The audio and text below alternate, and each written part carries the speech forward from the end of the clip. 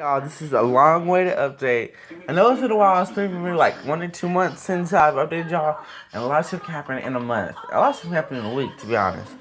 But I'm gonna show you guys a little view of the inside garden. It's gonna be part 2 because I got a little stuff outside. But I'm so glad to be back, y'all. Stuff has been happening, so that's why I've not been able to make videos.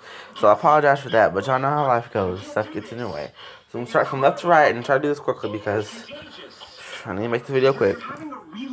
So this right here are some purple Nuremberg leaves. The mom, in her little terracotta pot, she ended up tilting so much and she kept being dry she kept like showing signs of being underwater. So I just ended up cutting her off and putting her in some water. She did great in water, but I tried to like put her back in the soil with all the leaves on there. I just can't do it. So I just ended up taking a bunch of leaves off, and this is what she looks like now. And now I'm probably thinking, what did you do to her? But she really did this anyway, because how she was growing, she had so many lower leaves and misses and stuff, it just didn't look good, y'all. So I had to cut her back. So, those are my purple Nuremberg leaves. This is hydrangea cutting. This one actually has roots. I just transplanted this one yesterday. And you can see how, like, it looks great on the outside, but, like, on the inside it has this weird, like, broken kind of growth. I hope that grows out. I hope it grows out of that because I really like hydrangeas, and my outside hydrangea is, well, it's outside. So here is the first of my tricolor jades. That one leaf right there below the little branch right there. That one fell off yesterday. For some reason, it was crazy. But here is a new addition to my garden. This is I got to tell them amethystum. It's kind of like a moonstone, but it's like a purple shade of color. And I got this about maybe 2 weeks ago. It's doing great. Like the lower leaves and stuff have been running off gradually, and I don't know why. But there are some little babies right here. You can see them. I have putting the diet in some water because that could do great in water. Here's my Echeverria Fleur Blanc. It's been doing good. You can see how big it's gotten. Thing is, it's not really the top layer of the root ball is not really buried, but you can see how good it's doing. I actually took some leaves and put it in a propagation station, so hopefully those produce some little plantlets.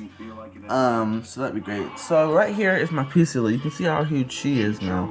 She's ginormous. You can see how like the lower leaves are falling back and according to all that stuff. And here's a little leaf that I got today, and then here's that little sedum that was in the water.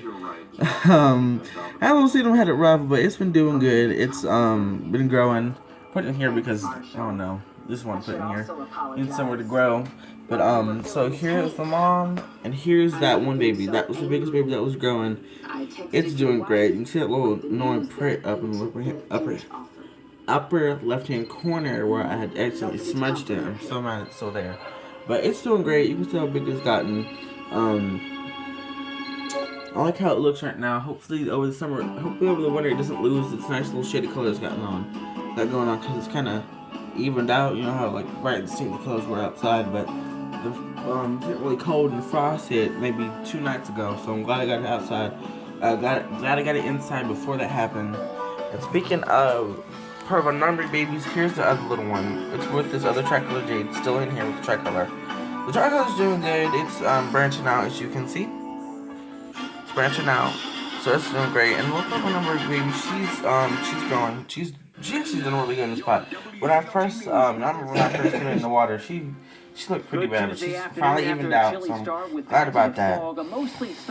So I guess I'm just gonna cut down here to propagation station. So there are some, in the upper half there are what they're called, Graptopatellum amethystum babies, the amethyst babies. To the middle left, not middle left, to the middle right, there's tricolor. Middle left, purple Nuremberg. That color relief was just now. It's not gonna root. They root, but they don't make any plants, whatever. And then there's the third tricolor. This one, I put it in some water, but then the water dried out, so I just cut the stump off. And I had it in some water, but it wasn't rooting water, so I just put it in here. So it's been trying to do whatever it's doing, but it's crazy. So here's another little collab. You can see down here, these are those two Graptopatellum babies. They were doing great. They were actually doing really good. They had this nice pink color to them. And then a really windy storm, the after effects of Florence got really windy and it threw them out of the pot and smashed them onto the ground. So they protected each other to go back. Here's a Progon memory leaf.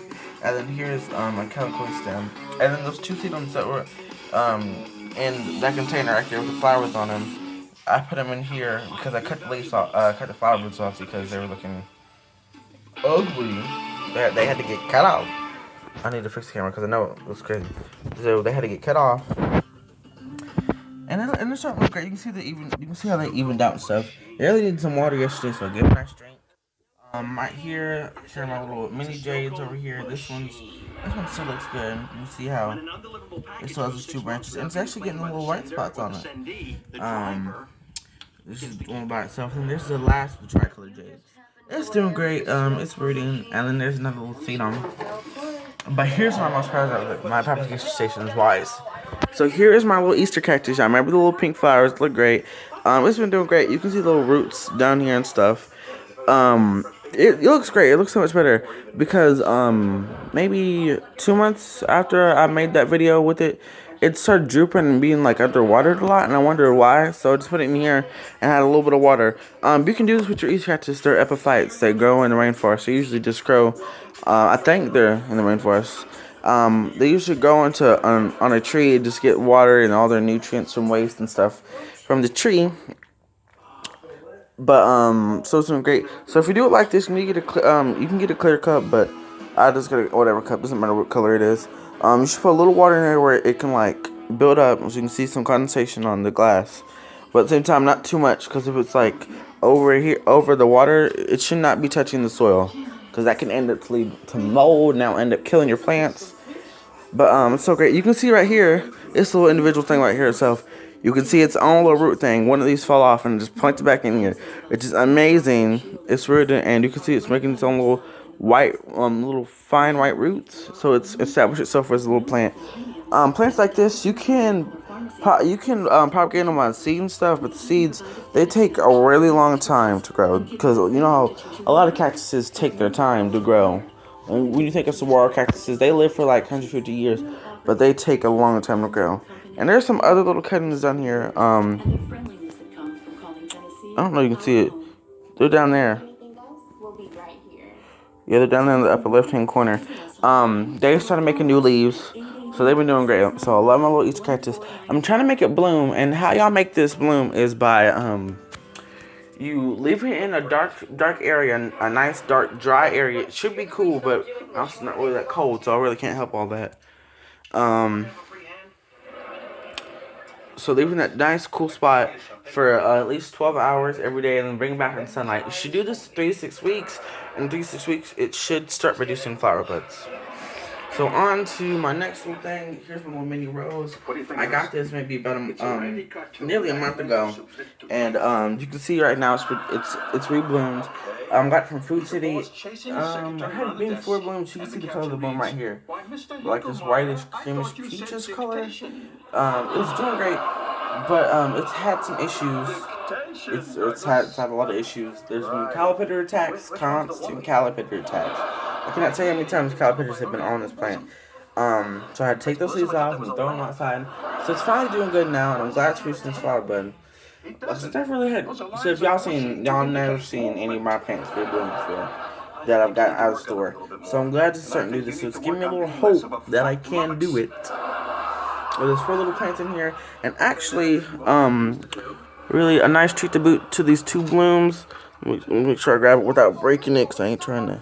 I gotta sit y'all down real quick. Yeah, that's from work. I drew Goldstein in The Secret Santa.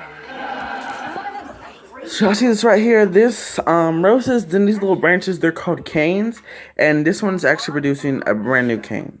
So that means when these old canes are starting to get a little bit older, and this plant's actually maturing. I've had to make new leaves, because you know they usually make new leaves, but I've never had one make a new cane before, so I'm really interested to see how well this plant will do over the winter. I plan to keep it in the winter, because I know if it go outside, it will grow dormant, and it was already producing these buds, because if I hadn't produced these buds, it would be outside. And I'm glad I kept it in here, so I had the chance to grow a new cane. So hopefully that does well. and it will do its little thing. I'll try to upload a video or pictures or something of the blooms, but hey y'all, it's crazy up out here. So here is a real special guy. This is I don't remember that. It was that big what is that? That big old tall plant. And that nice terracotta pot. And this one, you remember how huge it was? It was great. It was like maybe this tall. It got maybe this tall, and it just got so tall. I was afraid it was gonna fall and snap off. And so I ended up just cutting 4 of these off, and that's where the other little branch over there going. And so I took this. I actually put it in the bag just to let it rot or decompose, whatever. And actually it's still doing good. It waited about maybe like 2 weeks, and I put it in here, and you can see the new growth coming out. And this is part of the main plant, so I took that off, and you see the new growth coming out here. And so it's doing great. It's doing phenomenal. And then here's the Calico Sodiana, the ruffled one. The one that I had, the one with yellow flowers. These are purple. Hopefully this one will bloom for me this year. Here's another little Calico Sodiana, non-ruffled. Put that down there or whatever. But you see how well it's grown. I've actually taken a few cuttings. Maybe taking 1 or 2 cuttings there in the back. But I don't know. I might have to put this into a 3 or 4 part video.